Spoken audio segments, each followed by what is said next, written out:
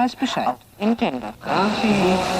Welcome to the most forward-thinking, inspirational podcast on the planet. Prepare to reevaluate everything you've been taught.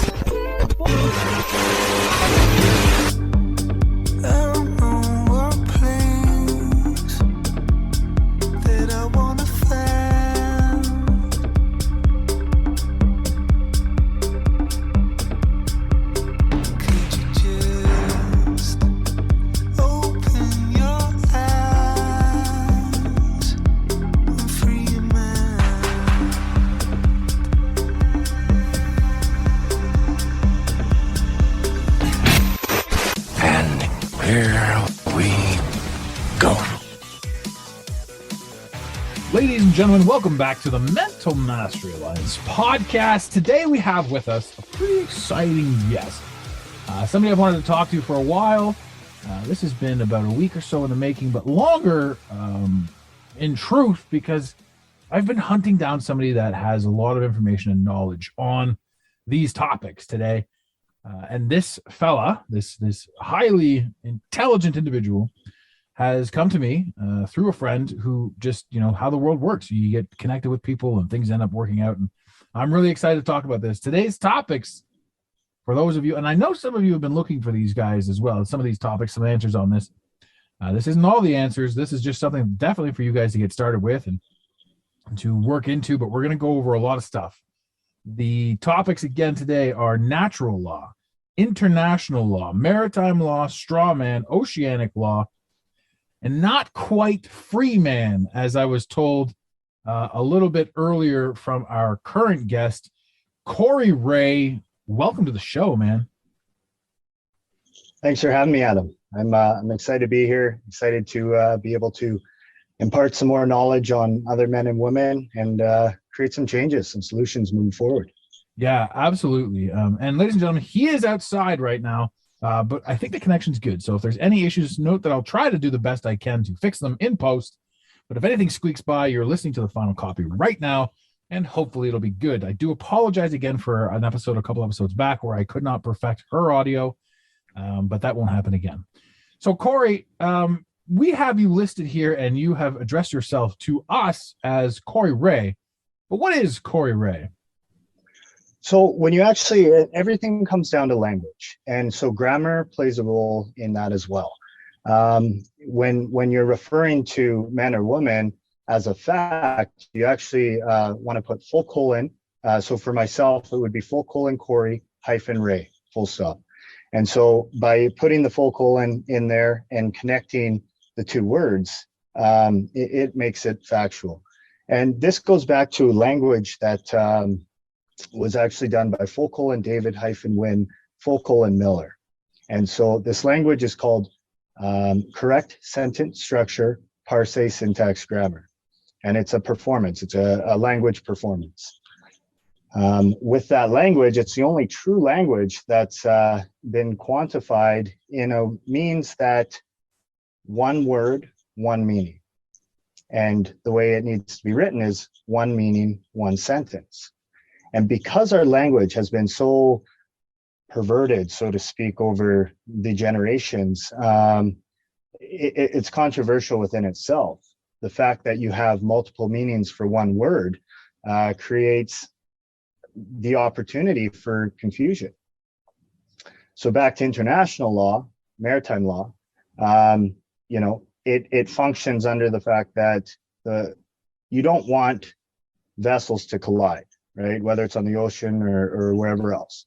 Well, when you come onto land, the way they reference it, and this is under the UPU, the Universal Postal Union, which is the highest jurisdiction.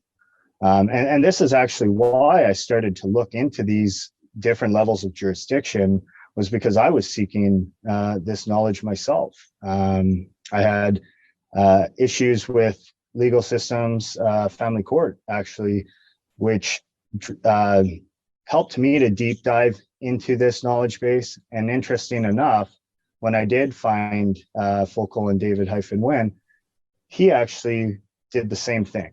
It was the fact that the courts had taken his children and were utilizing them in a fraudulent manner that really drove him to learn this stuff. And the things that he came across are phenomenal. And so I'm here to help share some of that today. I'm sure there'll be some follow-up questions and discussions we'll have to have down the road.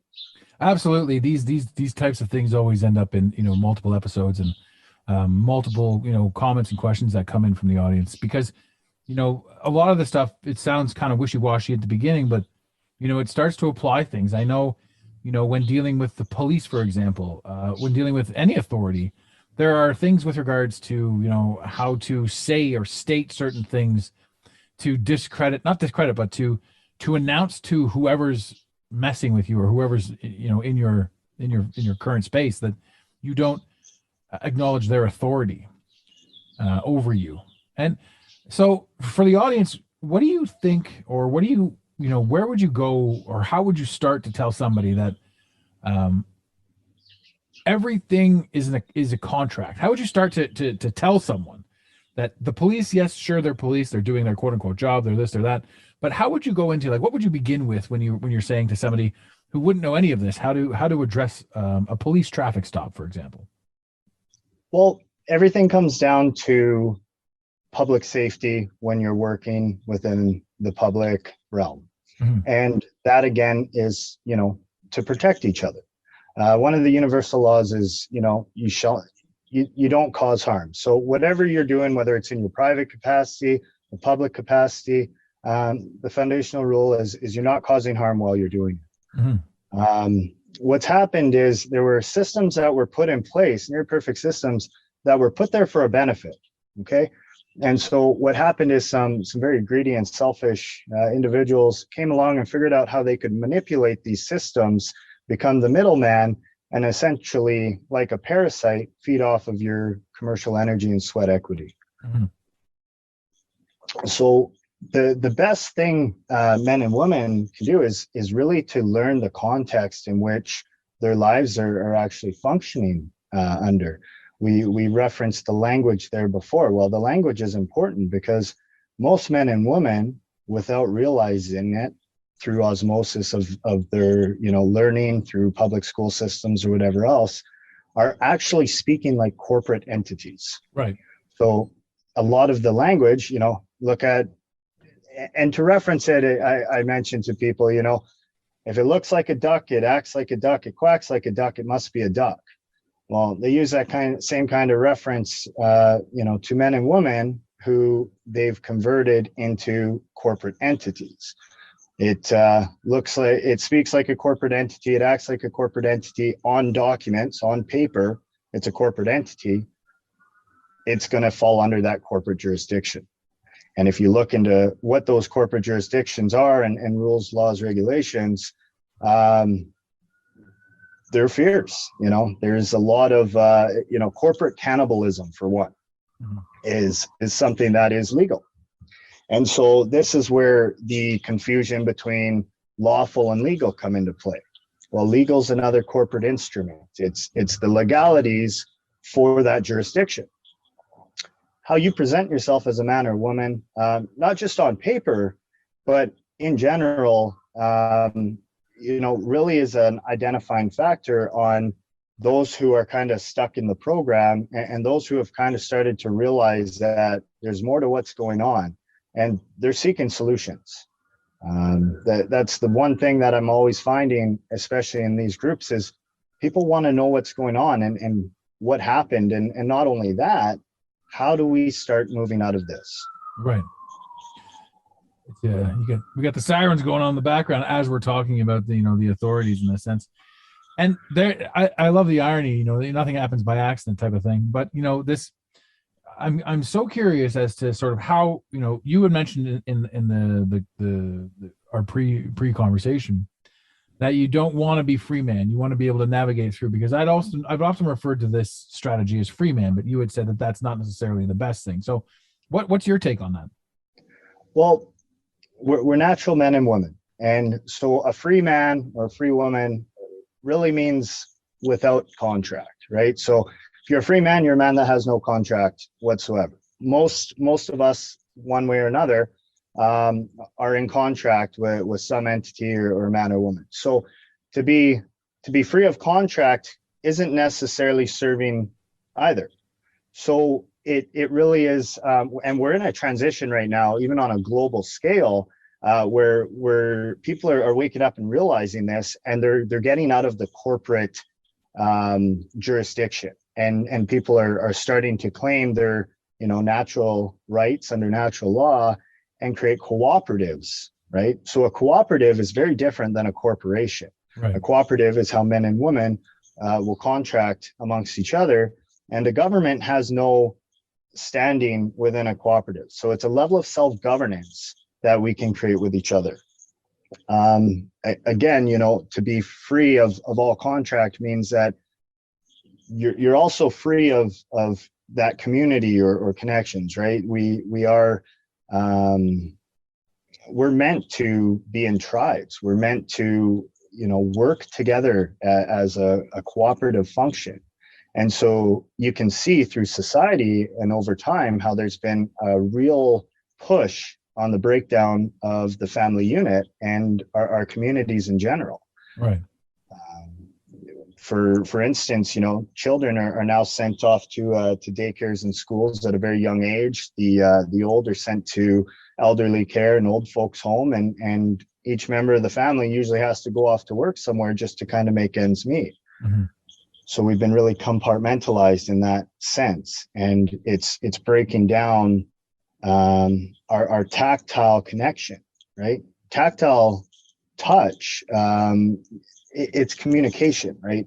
Before we learned words per se, which is parts of speech, for those curious, we used to do a lot of symbolic gestures or touch, and now it's demonized to the point where, you put your hand on someone's shoulder or something out of, just trying to make that connection. They can turn that around and use it against you like you're doing something wrong. Assault, right? Well, and even if you don't touch the person, like in your mind right now, it's society has put us in such a state that it's like, even if I tried to move this person, I don't want to touch them, period, because of what might happen. And society, and I don't say society is in you and me, I say society is those delivering the narrative have created this.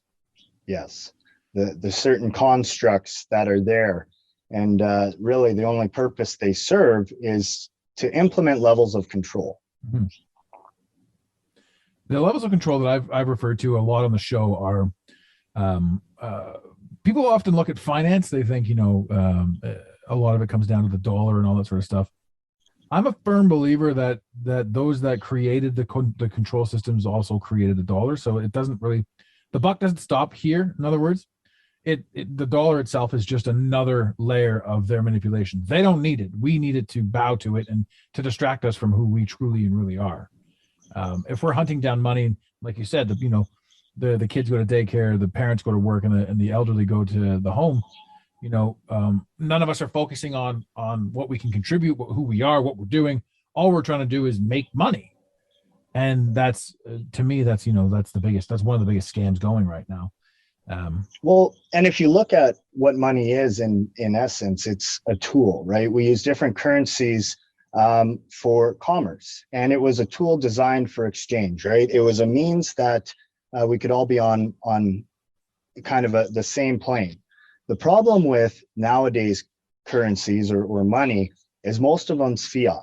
So a fiat currency has no intrinsical value other than the value men and women give it. Mm-hmm. And so this is where there's a huge transition right now, and why the crypto space is there's a lot of attention there, because there's many cryptos that are actually backed up by viable resources, different projects, things like that. And if you take it a step further, money or currency, and you think of currents of electricity, right? It's energy. Mm-hmm. So, and that system was a great system until it was manipulated, perverted for, greedy cause. It was a means to store commercial energy, a means to store sweat equity. Jeez, what's going on back there? Some sort of a party? I'm not sure. I know. They want to come join the conversation. Well, they are joining it, and the irony's not lost on me, because this is all about sort of how we choose to perceive the law and how we choose to see it. And that sound that's going on in the background right now is a symbol of get out of the way, of we're important, of there's an emergency ahead of you, of this, like that. Well, now it sounds like a fire truck. So now like something's burning down. And the funny thing is, like when we hear these sounds, there's these analogies that we put into play, and there's so many things that humanity doesn't necessarily think about, like red, white, and blue, right? Is the most freeing colors you'll ever see until they're flashing in your rear view mirror. That's like there's so much symbology behind that type of thing.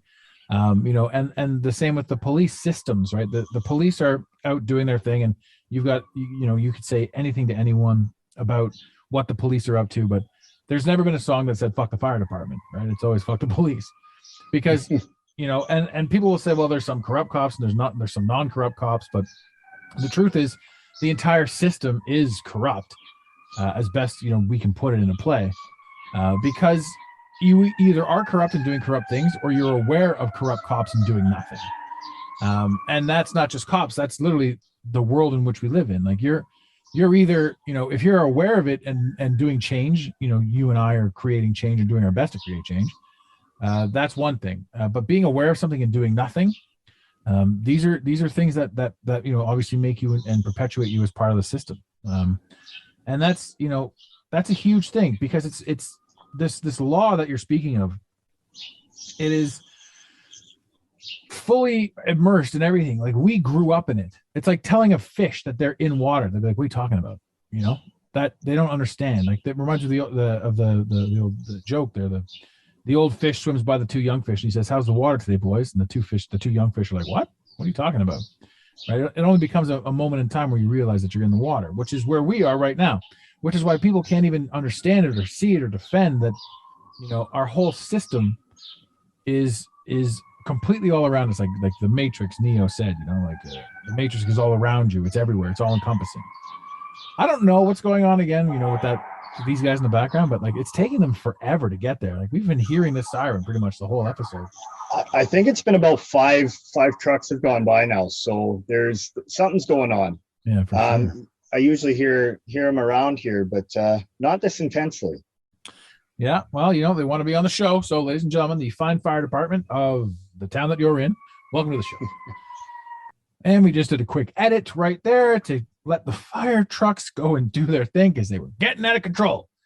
What were we talking about? We were talking about, I know, okay, so one of the things that you're involved in primarily is helping. Well, I'll let you describe it. Like, what is it? What's your job right now? Yeah, and you kind of touched on, what the other side of what I deal with, and it's the psychology of what's happening. Mm-hmm. So I was fortunate enough to team up with an amazing behavioralist, actually a learning theory specialist, who had got his doctorate at Hopkins. And so over the last couple of years, I've been learning the larval roots of psychology back to William James. Mm-hmm. Prior to this, I got my coaching certification and did a master's coaching certification. So I had a reason to start looking around the globe and find a solution for my children that were, my one son especially, he was taken away at a young age. I was jumping through all the hoops with the system. I was moved to another province, and that's where I really started to see that there was something very wrong with this system, where it was actually the cause of why I couldn't see my son. They didn't have proper legislation in place. They had programs that would enforce, but no programs to reconcile or come to solutions. And the further I learned too, which brings us back to, and I'll touch back on it, is how our name is written and how we're converted into these corporate entities. But back to my story, I teamed up with some great guys, and we help rescue children who are being psychologically abused in these alienation situations. And it's where one parent will weaponize the child to get at the other parent. And you'll hear a lot of it, like his narcissistic tendencies or narcissistic abuse. But the issue with that is, again, it's that word magic, to play on words. If you actually know what narcissism is, It's self-love, and the story, behind the reflection, and it being detrimental to himself. So a narcissist is actually more inclined to harm themselves than others, whereas the behavior we're actually witnessing is sadistic behavior. It's sadism. It's a means of where one parent has so much resentment, anger, and frustration towards the other parent. And it might not have even been that other parent, but within their own life experience, within their own traumas when they were younger, growing up, learned experience, all behaviors learned in context. And so that behavior is then now being projected. And this is how it becomes intergenerational. And so what we do is we team up with these parents. We have our support system that helps them through maneuvering the legal waters and also the behavioral stuff. Our psychologist, he teaches the classes. So it's a train the trainer program where we educate parents on what they need to be able to rescue their children. Not only in the behavioral aspect of being able to rescue the positive behaviors that they used to have, because most of these children will actually become quite cruel and abusive to the target parent. But we also help them to show the court how the court is responsible and at the same time participating in this abuse. So we kind of box in the judge and the attorneys, and we show them the solution, right? And that's the biggest thing is, you can't really sit there and complain about all the problems if you don't have a solution to present. Right. So this is what we did. We hunkered down, we sat there and we identified all of the, tricks and traps that we go through in these situations and kind of what they utilize to gain control. And we've built a model that reverses it. And so we've been super successful. And yeah, it's that pain turned to passion. I think that's amazing too, because there's a lot of people that will talk a big talk and not really put their money where their mouth is. But you'll see too, those that, a true mystic is somebody who's been through the worst and has alchemized it to a point where they can really, take advantage of the pain, take advantage and help create. One of the memes that I've shared recently that I absolutely adore was, if you heal loudly, you can prevent people who are suffering quietly. And that's a huge thing. So you guys, not only, did you live through this, but because you lived through it, you became the man, or you were always destined, I would assume, to be the man who's doing what you're doing. But, the small amount of knowledge that you have, or sorry, not small, but the amount of knowledge that you have in your field, and then sharing that out with the individual while, going toe to toe with the courts and helping is huge. And I've also said too 1,000 times that every perpetrator of violence was once a victim of violence. And when you talk about the kids weaponized against the parents, the one toxic mother, she's attacking the husband in this scenario, and the kid now listens to the mother and thinks that the husband's a bad guy. So you're up against a lot of walls, and all you're really doing in this state as the husband, you could have been a perfect husband, and now you're fighting against your wife's trauma from when she was 3 or 4 years old, now resurfaced and remanifesting against you. That's not every case, ladies and gentlemen, obviously, and this goes both ways, back and forth. Amber Heard, for example, has really made a mockery of the idea that we have to trust every single person, but she's certainly shown that people are crazy on all levels, and they need to be. I think everybody needs to be crazy, because everybody's craziness gets polished down by the entities in which they encounter. So what we meet and what we see and what we do are all intentional to make us better versions of who we are by overcoming the crazy that we meet out there. Also the crazy that we project, because none of us are perfect.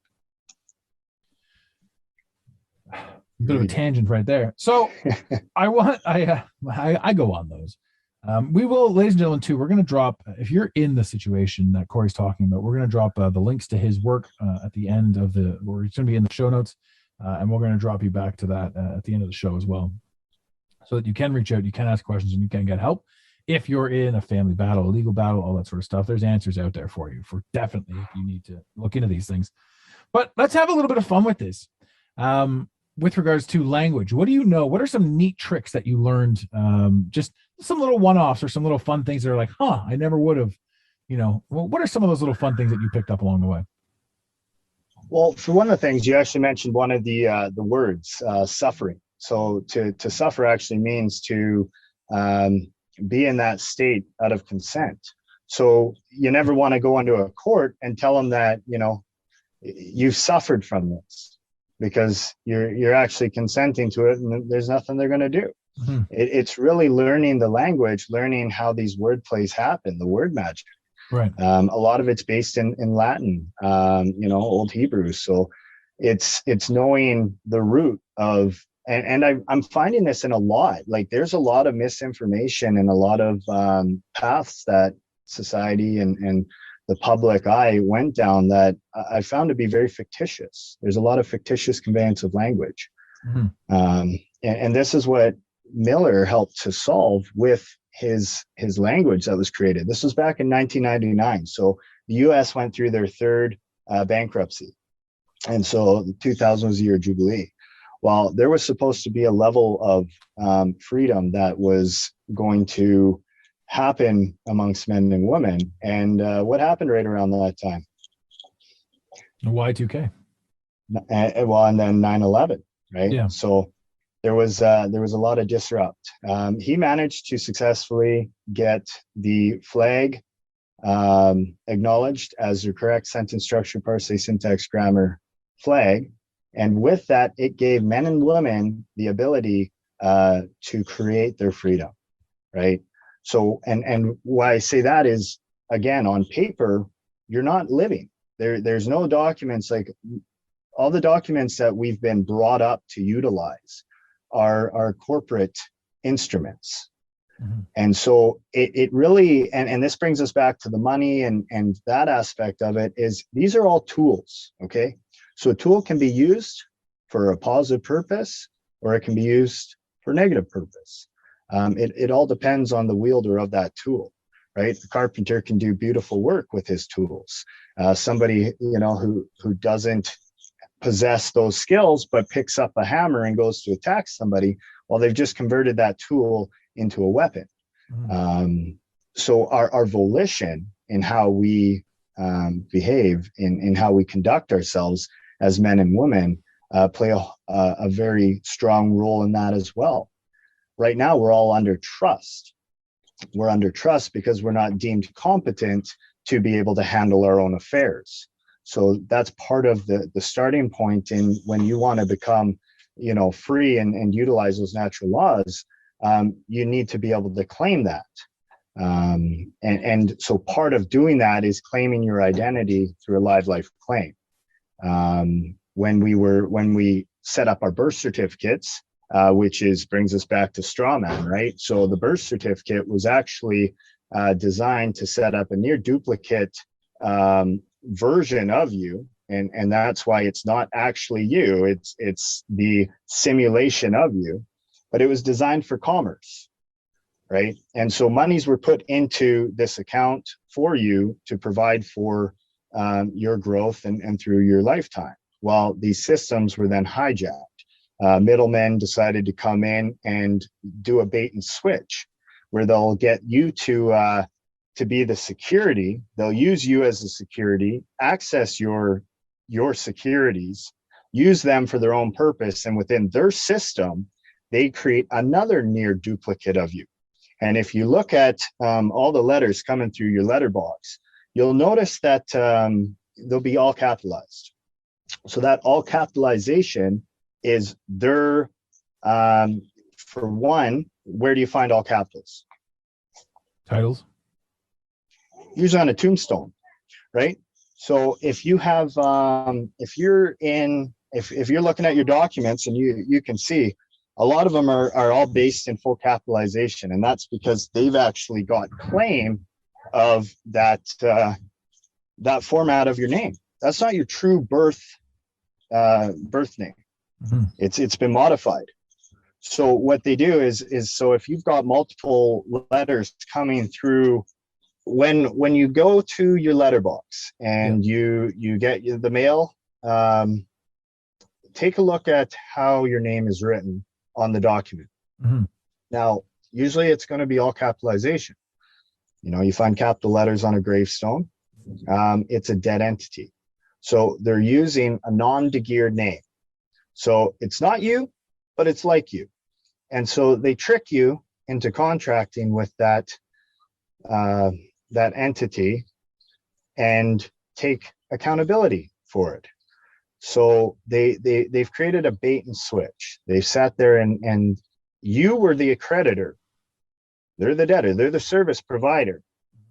And they turned it around, utilized your credit, and try to come back at you and say, you're the debtor, you owe us. It's almost like having a cleaner come into your house, clean your house, change your locks, and say, well, because they're cleaning products, used in your house, I'm going to take over your house. Right. So it's how they've been able to utilize these systems to harvest your commercial energy, your sweat equity. And the more names that come through the letterbox that are different are all the different strawman that have been made for you to service. Right. That's a peculiarity for sure. So how do you protect yourself against this, or do you need to protect yourself against this, or what comes next when you become aware of this sort of stuff? Well, and this is where this is the empowering part is, and this is why you also need to know the context and how it came to be, right? Mm-hmm. So back in 1666, the Sesquivi Trust was created when the Black Plague was rolling through Europe. And so they closed their doors, London closed their doors, and essentially stated that, we're closing ship. Once they open their doors, those who come back and claim their life, claim their stuff will be there, but they didn't know who was going to be alive, who was going to be dead at that point.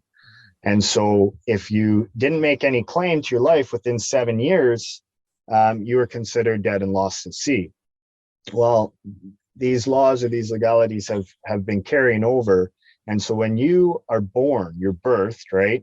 Another maritime, and all this is maritime language, right? The banks, currency, it all comes back to, international. So this is how you function under that. And that's when you know that that's the highest jurisdiction and you start to learn that jurisdiction, that's how you can protect yourself. The government, they're just another service provider. They create, this means to provide a service for men and women, but they have to get you to participate, right? So as you've noticed over time, these governments, the United States of America, for example, well, when they hit their third bankruptcy and they were no longer United States of America, they conveniently converted to the United States. And so not everybody was aware that at that point, there was also a change in jurisdiction. It's no longer United States of America, it's United States Corporation. Canada did the same thing. If you look at even the language, it used to be lowercase. Now it's converted to capitalization, corporate instrument. So to get yourself out of that, to really, start to make viable change for yourself and get into a new jurisdiction and a new system, you got to create a claim of the life. And now there's a means where you can get that from when you were born.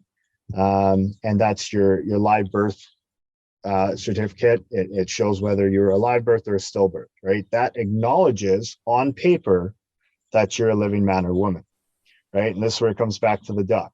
So you have to acknowledge yourself and your natural rights, as well as, provide that the reasoning and the validation, which is your live life claim. Most people can't get access to that live birth document. So another means to create that is through trust law.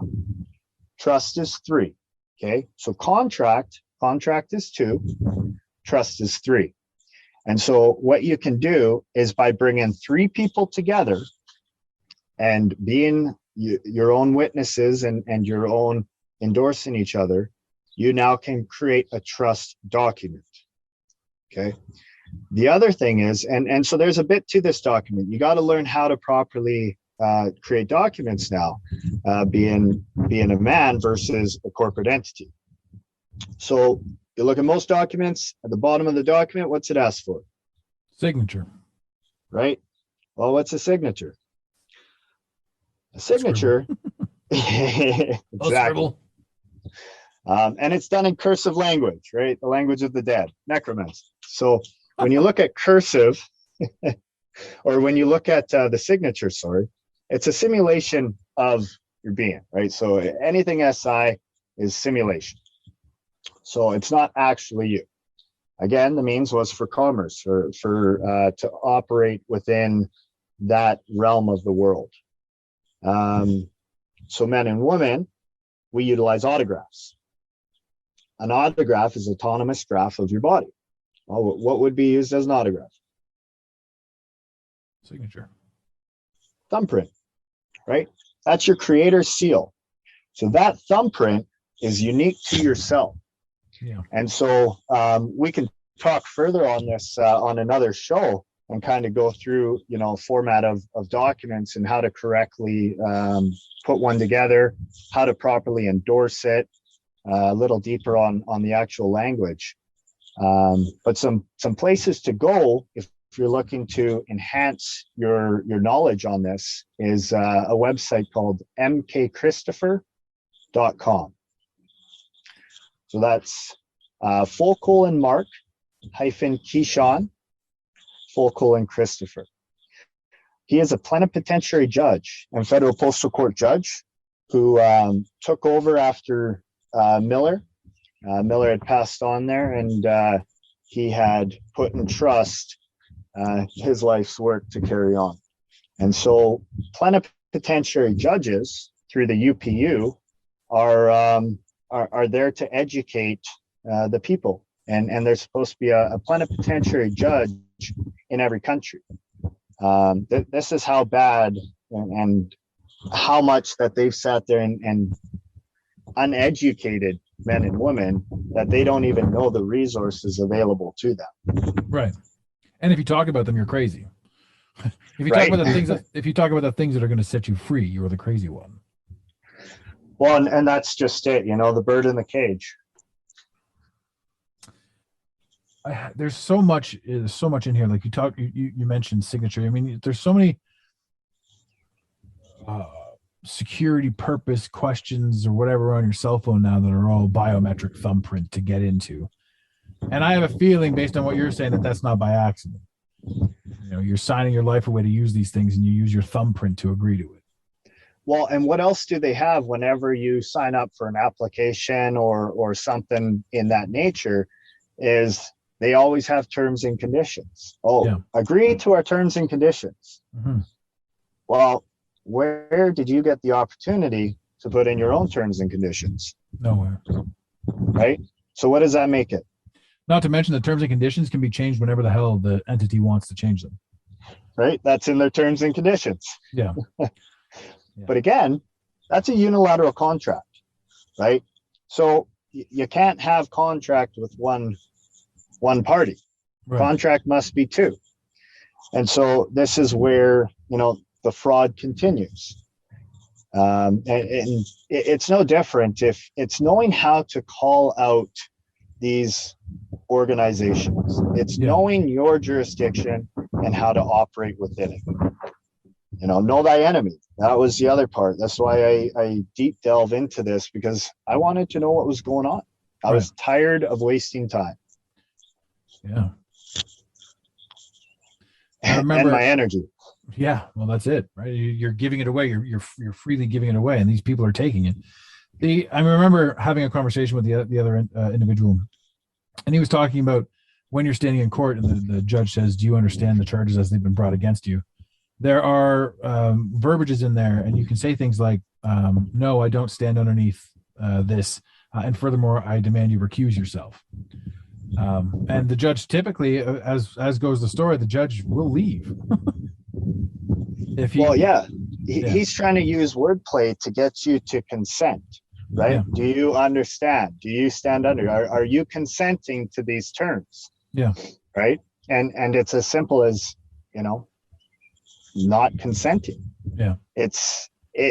We become programmed. We've been taught to consent, to become afraid of any time we're being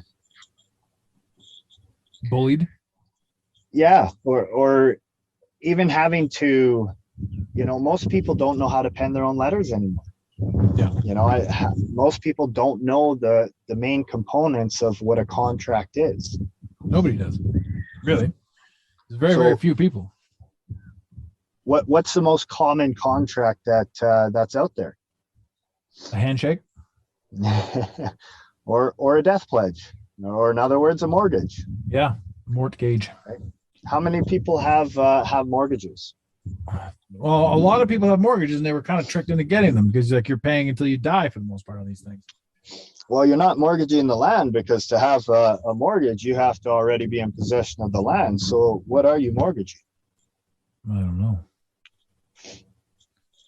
And we don't own the land. Nobody can own the land. Nobody that's owns the because land. it's alien, right? But you can settle the land. So, and that's where it's different. You don't claim ownership because, again, no one can own the land, but you can settle the land. And so that land is your settlement, and that gives you claim to that land. When they say they own all the rights and minerals, well, what are you made up of? Rights or minerals. Yeah, everybody's made up of the same shit. Right? So it's all play on words that they walk us into these consenting contracts that we don't even realize we're getting ourselves into. So how would you, is there a way that you could help somebody that's listening to this show right now, or is there a thing that is, some wordplay that you're quickly familiar with that would assist in a scenario or a situation with anything at this moment in time? Just like a light one, not like, because I know all of this stuff you have to go into detail, you have to learn all that sort of stuff. I'm just wondering if there's any quick things that would change the way people perceive what they're perceiving. Well, if it has to do with like public safety or a situation where you're dealing with a police officer, so to speak, always refer to them as constables. And unless there is a crime scene, they're just another man or woman in uniform, but they're off duty, right? They're just a civilian in uniform. And what's the story if they hand you a business card? Then they become something else, right? Well, they're trying to contract with you, right? So they're engaging you on another level. And the other thing is you don't have contract with them. They're there to provide public safety. Right. And so they're not, and you look at the oaths, you look at the crown, like this goes back deep, right? What is the crown? The crown is a legal fiction. It's a title. It's there's no actual man or woman that has that authority. It's a group of people that stood up and said, we're going to do this now. Well, and it goes further than that. It's not even a group of people at this point. It's an instrument that has been created to create a representation in the belief or the mindset of people, right? It creates a symbolic means in which they believe there's an authority greater than them. But if you look at natural law, corporations have the lowest jurisdiction. Right. This is why you want to access, and there are the means to do so, but you want to access the jurisdictions of men and women. You want to operate and function within that. They build councils, right? So when the Constitution in the US was created, they had, and this goes back to, the Bible too, a council of 12 with your fiduciary, right? Jesus' followers, and he was the 13th.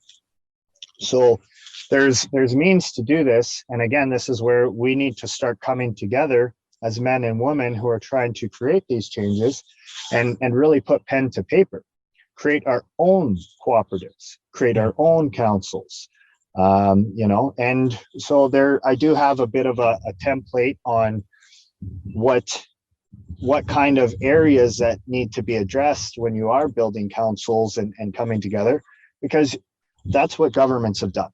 They've sat there and they've put together, their terms and conditions. What is a constitution? What is a treaty? Right? So a treaty is how men and women actually contract with each other. So, and so when you go back and you look at the treaties, the ones who are participating in that and have accepted that are part of that treaty. But if you've never treated with them, you're not part of that jurisdiction. You have no contract with that. And so this is what men and women don't realize, is there's all of these things out there, yes, that they're aware of. But are you contracted with it? Are you tied to that in any way or form? Or are you contracted to this jurisdiction and these corporate entities and this matter of things, right? So that's important. And we've all been kind of walked into these kind of performances. And that's what it is. It's a performance. Right. These politicians are actors on a stage. These judges are actors on a stage. When you actually learn, the tricks of the courtroom and how they play on different levels, different planes, it's quite interesting. There's a lot that goes with this. Now, we are running a little bit back on time. What would you say, or what resources would you have to drop back for, places that people could go to look at some of this stuff? Honestly, mkchristopher.com is an amazing site. He is one of the head federal postal court judges. His purpose is to educate, and he does have the means to go through all of that. It is a university program that he operates. So those who want to get on that level and become students and be able to perform on these levels is definitely the best place to start. If you're looking to eliminate your mortgage, if you're looking to eliminate debts, and it's learning how to disqualify it, right? So a lot of these fictitious conveyance of language and these contracts can be disqualified by utilizing Focal and David-Wynn grammar performance technology. And this MK Christopher, that's a real person? Yeah, doing his thing right now. Yeah. And that's something, right? So I could probably reach out to him and see if he wanted to come on the show too and get even further into this. Yeah, it's you can definitely give it a shot. I know he's a busy man. He does as much. He's got over 400 videos. So Amazing. If somebody really wanted to deep dive into this stuff, they can learn a lot just by listening to his public videos. When you want to get into actually building the councils, actually doing the solution-based stuff, well, you need to become part of that university and be on that level, because there's a lot of information here. It's important that you know this before you try and pretend or practice. That's another word you don't want to use. These roles or responsibilities, because again, you don't want to walk yourself into a trap. You don't want to already get halfway don't know into the it, system. Yeah. No, I get that for sure. So no, and so back to the stuff that you're doing, the work that you're doing, which I think is also massively important. You've taken all this knowledge and all this understanding so far, and you're just getting started on your journey as well. Like you've got, there's so much more that you're going to achieve and accomplish. The work that you're doing right now, and just helping families and sort of creating this ideology, this realization. Do you see it extending past for you, family care and helping families into basically helping generations create a freedom? Do you think that it's possible that if enough people knew this, that we could all just back right off from all of it? Oh, for sure. And that's what needs to happen. I don't even think that's what should happen. It's what needs to happen. Mm-hmm. And so we do need to start coming together as communities. We do need to be able to learn how to, pen our own contracts, how to maneuver these systems, because these systems were built for us. They were near perfect systems, and they were corrupted at the core. So by education's, the first step. It's same with when we rescue these children. We have to educate these parents. We have to make them competent and confident enough to be able to perform the functions that they need to do. Right. No, man, I love that. And thank you again for your time today. Like this was some great stuff. And like, we just touched the surface on this. I'll definitely have you back. Just grazed it. Yeah. I'll definitely have you back, and we'll go into detail on specific topics and things like that. Yeah, for sure. Try to get some sort of a panel, like you would say, get a panel going on of people that can have these conversations and that can really share this knowledge, because this stuff can be talked about weekly and everybody would still learn. And I think it should be. I think that, I'm surprised you don't have a podcast, for example, to really just push this message out there and to talk about the things that on sort of on repetition. People need to see that stuff and people need to hear it. And it's not that we need to force this down the throats of people, but anyone that's got a whisper of an idea that they want to look into, once that information starts coming, it just flows. It's just an overflow of amazement, really. And it's such a cool thing to understand that, not only, anyone on the conspiracy, quote unquote, spectrum understands that everything that we've ever been handed or taught or talked to has been a lie. So why would this be any different? Why would we have to do any of this sort of stuff? But I love what you said, get out of contracts, get out of this, get out of that. Like, have you witnessed like people that are like in the full on mortgage? They're like, I don't want to do this anymore. And then they get to keep their house and not have to pay. Well, and so that's the other thing too. You have to know how to go through the process in which you catch them in the fraud. You have to prove. So fraud vitiates contract. So when you become educated enough in this, you know how to show the fraud. Mm-hmm. You know how to keep the judge accountable, right? You have to actually put them in a new jurisdiction.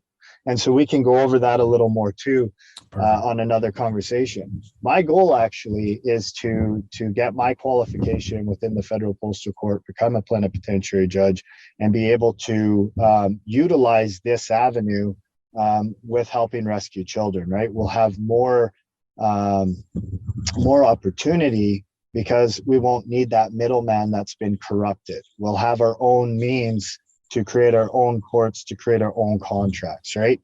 Contracting isn't a bad thing, right? We need that. We need to be able to create healthy boundaries. That's what contract is. And that's what treaties are. How are we going to maintain healthy boundaries between how we're going to behave and function between each other? Countries do that the same way, right? And nations do that too. So it's important to know how to contract and to contract correctly. Right. No, I love that. And that's the next one. I think we're going to talk about all the glories of contracting on our next show. But man, again, thank you so much for coming. Thank you so much for being here.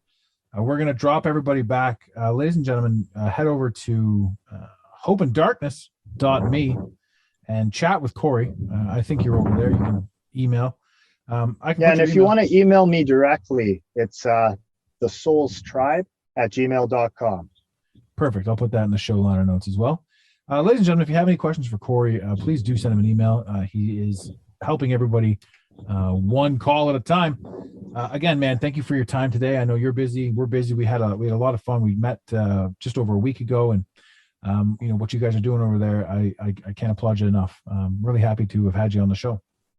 Thank you. It's a pleasure being here, Adam. I look forward to our next conversation. Right on, brother. And ladies and gentlemen, the infamous words of Red Green: keep your stick on the ice. Thank you for listening to today's Mental Mastery Alliance podcast. Let the team know you're listening by using the hashtag MMA and Mental Mastery Alliance. Want more motivation? Be sure to follow online on Instagram @Mental Mastery Alliance and on Facebook @Mental Mastery Alliance. And remember, your perception creates your reality. Make it a great day. You got it, Pontiac.